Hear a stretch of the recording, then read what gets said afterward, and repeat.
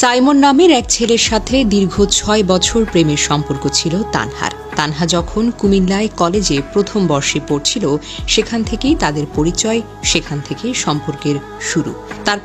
তারপর দুজনের স্বপ্ন ছিল একসাথে পড়বে, একসাথে থাকবে, একদিন সংসার করবে। কিন্তু সেই স্বপ্ন শেষ পর্যন্ত তানহার জীবনের সবচাইতে বড় ভুল হিসেবে প্রমাণিত হলো। পরে সাইমন ঢাকার ইউ ল্যাবে ভর্তি হয় এবং তানহাকেও ঢাকায় এসে তার সাথে থাকতে চাপ দেয়। তানহার বাবা প্রথমে তাকে কুমিল্লাতে কলেজে রাখার ইচ্ছা প্রকাশ করেন, কিন্তু সাইমনের টান, ভালোবাসার বিশ্বাস আর ভবিষ্যতের আশায় তানহা ঢাকায় আসার জন্য জিদ করে। অবশেষে বাবা তাকে ঢাকার AIUB-তে ভর্তি করেন, কিন্তু তানহা তার প্রেমিকের কাছাকাছি থাকার জন্য পরে ইউ ল্যাবে স্থানান্তরিত হয়। এভাবে একজন মেয়ের সব সিদ্ধান্ত, স্বপ্ন ও ভবিষ্যৎ ধীরে ধীরে এক ছেলেকে কেন্দ্র করে গড়ে উঠেছিল।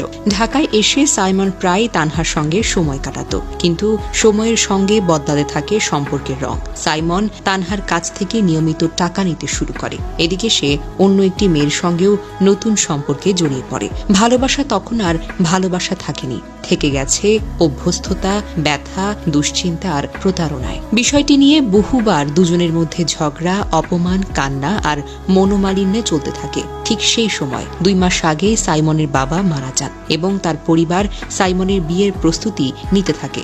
সেটা জানতে পেরে তানহা শেষ আশার মতো সাইমনকে বিয়ের প্রস্তাব দেয়, কিন্তু সাইমন সাফ জানিয়ে দেয় সে তানহাকে বিয়ে করতে পারবে না। সে মুহূর্তে তানহার পুরোটা পৃথিবী যেন ভেঙে যায়। যার জন্য পরিবার ছেড়েছিল, শহর বদলালো, পড়াশোনার পথ বদলালো, সে মানুষটা আজ থেকে অনিচ্ছা বলে দূরে সরিয়ে দিল।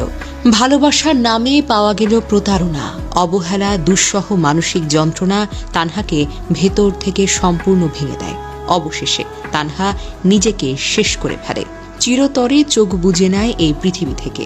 সাইমনের বন্ধু জালাল উদ্দিন রুমি বলেন, আমরা একই রুমে থাকতাম। তানহার মৃত্যুর খবর তাকে দেওয়ার পর সে তাচ্ছিল্য দেখিয়েছে।